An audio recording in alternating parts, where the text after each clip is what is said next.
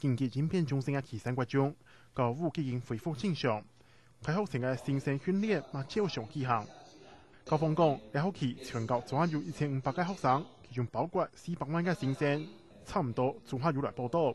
我們岐山國中到目前我所知道的只有一個國中1年級的新生，還沒有知道他人在哪裡。說不定因為他來報到以後，說不定他到別的地方去就讀了，因為他是原民鄉的小朋友。那我們本地岐山鎮都沒有。校方強調，學校在學期間損害無態，冇冇忘記災民。跟他前一場為咗運送物資，拿來轉走停機坪嘅運動坪，因為7星期期間睇到人用嘅關係，受損較嚴重。校方會同教育部、新城經委來講，讓學生恢復正常嘅讀書環境。因為直升機的起降，因為人員的進進出出，因為大卡車的壓過，所以變成整個操場坑坑洞洞的。那現在是草皮長出來看不到，如果說草皮沒有了，會發現有坑洞，我們會想辦法來填。